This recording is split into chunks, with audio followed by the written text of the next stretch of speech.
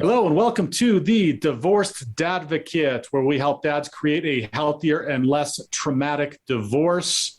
My name is Jude Sandoval. I am your host, and I am so pleased today to welcome a relationship trainer. But before I introduce him and we start chatting today, I'd like to remind you that the divorce quiz is still up at the website, and we do have a custom URL for it now. We're moving up in this world. It is thedivorcequiz.com. So you can check out thedivorcequiz.com, and the divorce quiz helps you gauge a little bit of where you are at in the divorce process, whether you're divorced or going through a divorce, compared to others who have gone through the process. And once you get those results, we can sit down, we can chat about them if you'd like, free of charge, and kind of see where you need to do a little bit of work or maybe a little bit of focus. So check that out at the website under the Divorce Quiz tab or at thedivorcequiz.com.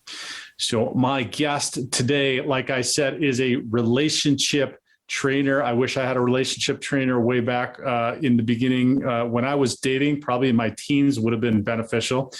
He's also an NLP practitioner. He's certified in timeline therapy as well as hypnotherapy. And his goal is to show people how to fall in love, stay in love, and prevent breakups. Please welcome to the show, Ernie Sulovic. Hi, Jude. How are you? I'm doing great, Ernie. Thanks for being here today. So we had chatted about conversing on mistakes dads make during relationships, as well as what kids want from us during and in our relationships. But before we talk about that, share with the audience a little bit why you became a relationship trainer. I think it's incredibly important because, like I said, I wish I had somebody in my teens helping me through this stuff, because then it's just been a lifetime of like messing up a lot. So I wish I had Ernie way back when, but tell us what got you into that. Mine goes back, about 30 odd years ago. So my own story starts way back as well. I got married at the age of 23 here in Sydney, Australia. Hence my accent, for those of you who are overseas, or for me who are overseas. And we have a lot of Australian listeners, by the way. Oh, fantastic. It's the number 3 country of our listeners, behind the United States, the UK, and Australia. Wow, that's interesting. Wow. Yeah. Okay, cool. Yeah, so I got married at the age of 23. We were together for 4 years before that. We knew each other for 4 years, and admittedly, I was never in love with the now ex-wife. I loved her, I wasn't in love with her. And we got married. We stayed married for about 7 years. And we broke up. And then I fell in love with a new woman who we just had a connection, where I was living in Canberra at the time, even though I was born in Sydney. And she lived in Sydney. And even though we were 300 kilometres apart, we had such a connection that I knew how she was feeling without even being on the phone. We just had that like a spiritual connection, emotional connection. And without even communicating, like I said, on the phone or whatever, we just knew how we felt. And I thought, well, that's different. And I've spoken with a lot of men about this, and they go, what are you talking about? So I seem to be one of those small percentages of what men have experienced. Women understand more what I talk about when I talk about the connection. Men, unfortunately, don't. These days, I know how to create that. So, which is, because women are looking for that connection, and men generally don't know what I'm talking about. So as a result of that lasted for about 15 months, and she felt like she couldn't commit. So this new lady felt that she committed to not committing, basically. Anyway, so in amongst all that and the pain from that, and just the whole hassle of going through a divorce, even though I didn't have kids, yeah, the whole concept of getting divorced and just the solicitors and everything else and dividing a house and the dog and the car and everything else was gut-wrenching and heart-wrenching. So I started reading some books on relationships, which I saw in bookshops, and I bought some home study courses and just did all the research I could on relationships that I could get my hands on. And I found a lot of it was very theoretical or unpractical. And so I began to just ask people who are married for at least 10 years and still happily married, and just ask them, what are the secrets? And after speaking with hundreds of people and then even having my own little workshops of small groups of people of between 2 to 10 people, and just getting life stories from people of things that they have done, and then me being able to share what I've learned as well over the years, I've learned basically what I class as the secrets to a loving relationship. And I have found that in a loving relationship, men and women want different things. Okay, so if I can interrupt you briefly here, because I do want to get into that.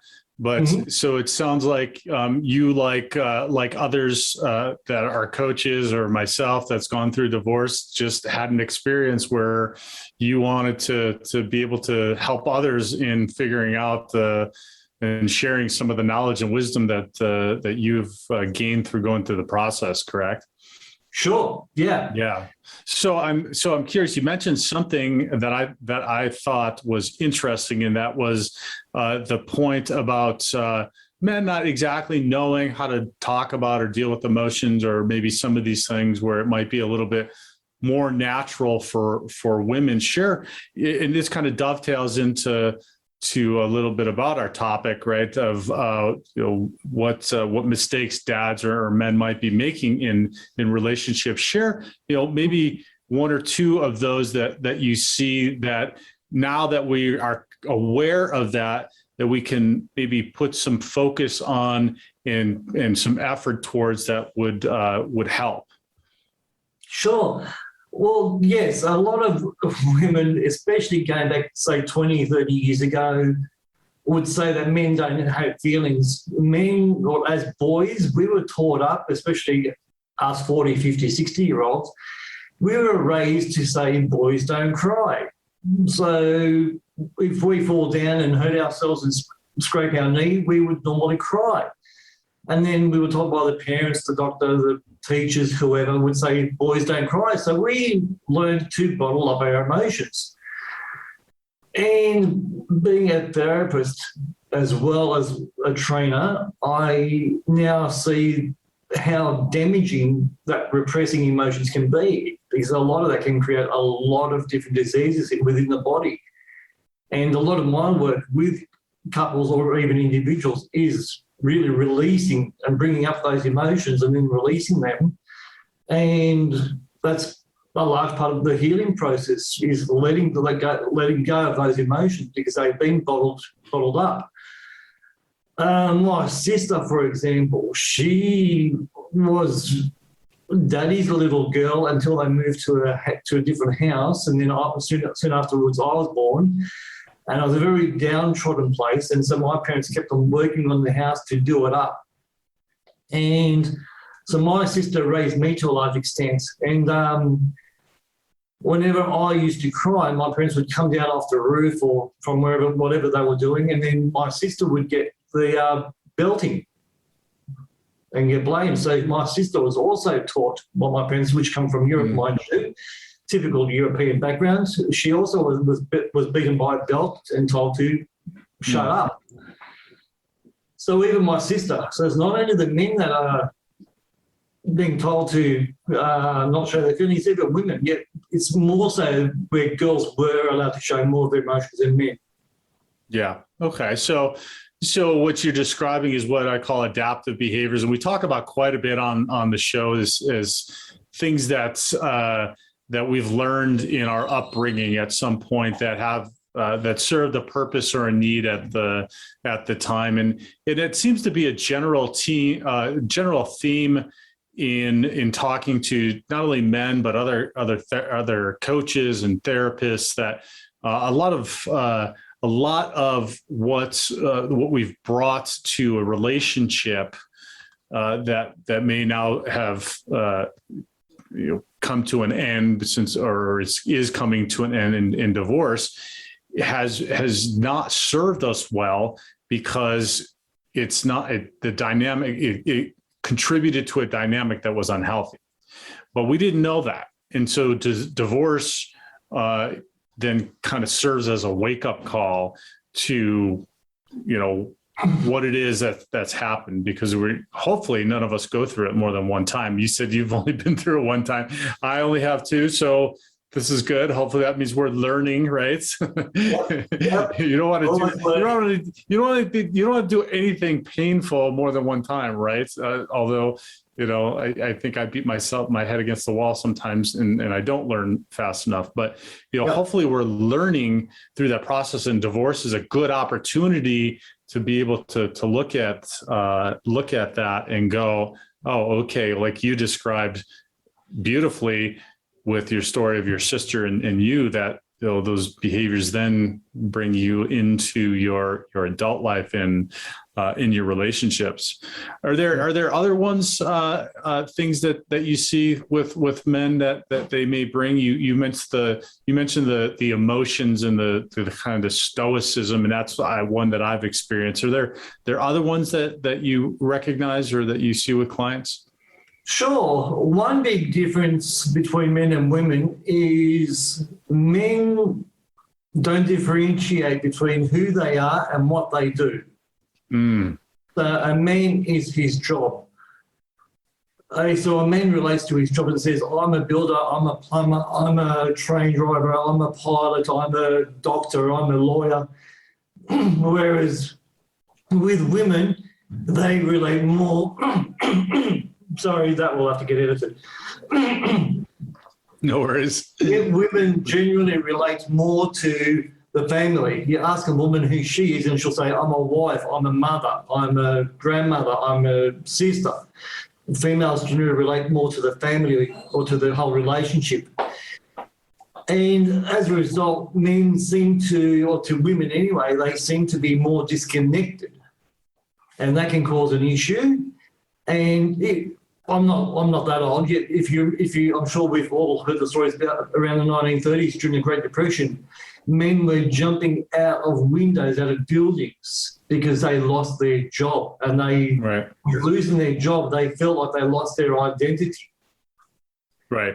And because they couldn't provide for the family and they lost their identity, they thought it was easy just to jump out of window and solve the problem, which really didn't solve the problem at all, because they left the wife and kids behind. So that's an issue for a lot of men.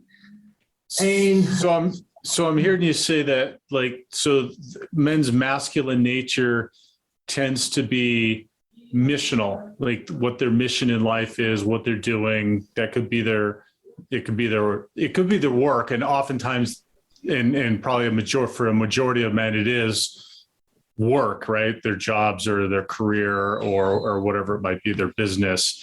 Correct. That's their mission. But for other men, it could be their family. I mean, their mission or their whatever, that could be their mission also, or their church or whatever it may be. And that's different than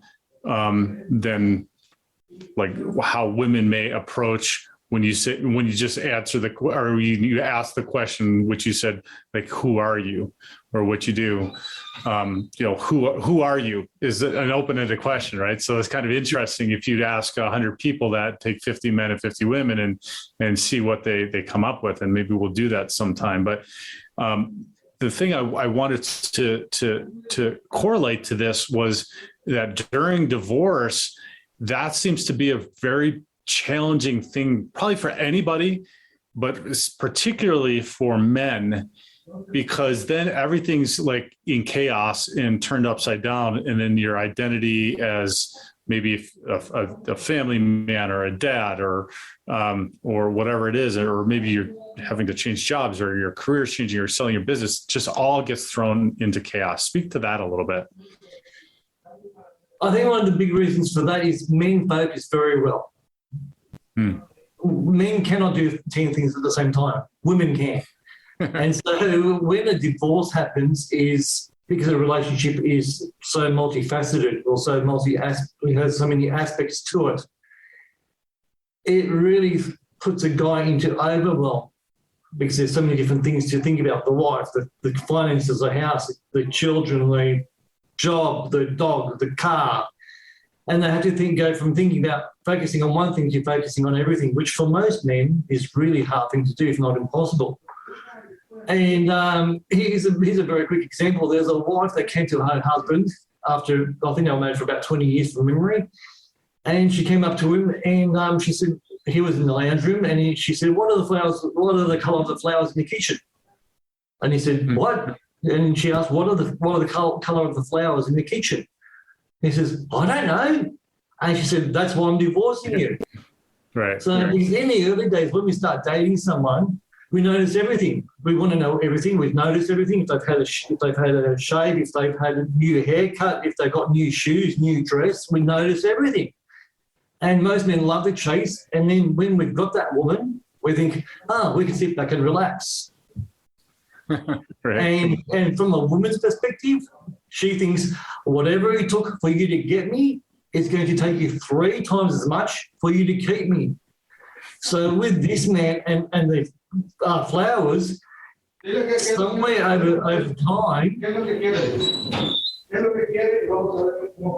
over time, he stopped noticing not only the house, he also stopped noticing her. So she felt ignored. If that makes sense. Yep. He wasn't noticing her. So, yeah, she was like invisible. And that's why she divorced him. So getting back as to what you're asking, because men focus on one thing really, really well. When it comes to divorce, like I was saying before, there are so many different aspects to it. It's just hard for them to take it all in and cope, which is why there's so many suicides, there's so many, unfortunately, so many mental health issues during divorce. And then I'm sure it's the same in America. In Australia, the family law court is not very favourable towards the male species. For now, we'll see what that's like in 10, 20 years. Things, I believe, are slowly going to change. So that's, I think, largely the reason why men have such a hard time through divorce, because they've been so focused on their job or themselves and to become successful, and then this comes along and just knocks them over for a sixer. Right, right. Knocks them over. Yeah. So let's shift to kids now, because that was the second part of what we wanted to talk about today, and in what the kids want, and in the context of divorce and going through divorce. And I always say that this is an opportunity, because in any great and difficult challenge, there's an opportunity. And particularly with being able to model something that you would otherwise not be able to model for the children going through this. But talk a little bit about what specifically you feel is what kids are looking for from their parents during this process. Probably the biggest thing kids need to know from their parents is that they are loved irregardless, no matter what happens. So often a child will go to a mum or a dad, or let's choose fathers here, and say, Dad, what happens if I fail the test? Dad, what happens if I don't make the soccer team, the football team, the cricket team, the basketball team? What happens if I don't get into university? And you know what a lot of fathers do, or parents do? What do you mean if you don't make it? If you put the time in and you study and you blah, blah, blah, you'll get what you want. It's cause and effect. It's simple. And what the kid really wants to hear is, nothing's going to happen. I'm going to love you irregardless. Yeah. And a lot of like with teenage suicides, It's not your high school dropouts. It's not the teens on drugs. It's not the ones who get pregnant at a young age. It's the high achievers. And then when they feel that it gets too much and that they're not loved or accepted for who and what they are, it gets too much and they end their lives. It's really the high achievers. She was a cheerleader captain, or captain of the cheerleaders. He was a captain of the football team. He was number one in mathematics, in maths competition. And it's all these high-end achievers that end up feeling that it's too much. I'm not being loved and accepted for who I am. I've got to pretend to be something more than what I am. And like I said, when it gets too much, they end their lives. So it's the role of the parent is to make sure that their child knows that they are loved no matter what. Right. And on that point, I feel like it's incredibly important during this process to continue to check in with the kids and let them know that they are loved, that hopefully both parents are doing this and sharing with them how much they do love them, but also just reminding them that it has nothing to do with them, that the whole process, because oftentimes kids will internalize this and look and think and feel like that they had some kind of impact on it and that it's their fault, and continuing to let them know that it's an adult thing. It's a part of something that is not, that they have no impact on, that they're just unconditionally loved, like you said, by each parent, and that while it might be different, might be challenging and difficult, also that their parents do still love them, because your point is exactly right. Because if you're not doing that, if they don't feel that, then that leads to what you said in the beginning of our interview, that starts to manifest in things internally, right? Mentally, emotionally, what you just described then, where they're, hopefully this is never going to happen, but they're having thoughts of suicide or whatever else that then manifests. So giving that unconditional love, being there and being open and having the conversations. The other thing, and talk about this, is in this particularly for men, about sharing their feelings and emotions during this process with their children.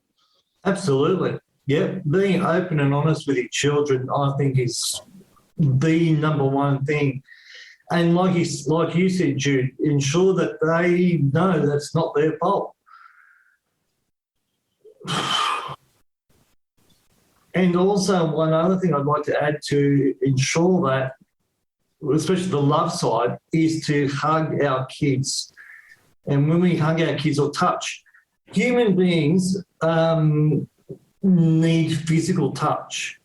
There was an orphanage in Mexico during World War II and another orphanage in the States.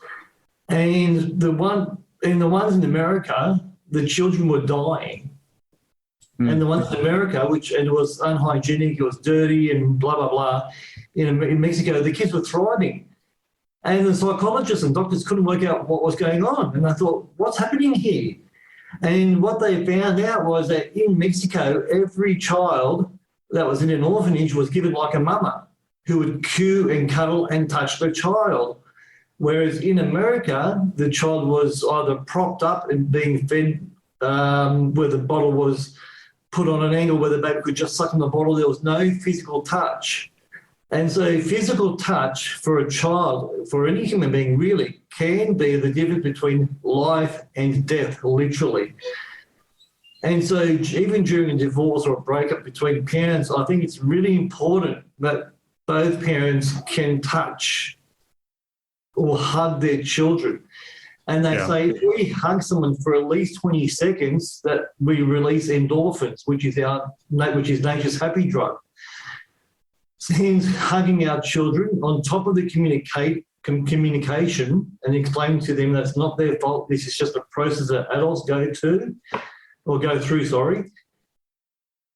And they will end up coming through it much, much healthier emotionally and mentally, I think, with those things as well. Yeah, absolutely. That's fantastic advice. And I think we should leave it there, because it's It's definitely important. Ernie, thank you so much for joining us today. Where can the listeners connect with you, particularly those in Australia? Well, I do have a website, and that is Everlast Therapies. That is EVERLAST for Everlast, and then Therapies, which is in plural, THERAPIES.com. So everlasttherapies.com. Everlasttherapies.com. Are you on social media anywhere else? I am on Facebook. People can look me up, Ernie Sulovic, just look me up, or they can look up Everlast Therapies as well on Facebook and contact me there. On the webpage, people can contact me via Viber, WhatsApp, on the phone, email, Facebook Messenger. There's a whole myriad of ways of contacting me. If they've got any questions or just want to say hi or get to know me, or for whatever reason, support, give me a call, send me an email, send me a message on Messenger, and I'll get back to you. Awesome. And as always, if those listening have found some value in what you've heard today, please like and please subscribe, leave a comment for us, and most definitely share it with somebody else, because the man that you share it with, it could change his life. So Ernie Sulovic, thanks so much for being here today. I sincerely appreciate it. No worries, Jude. Thank you very much for your time as well, and have a great day.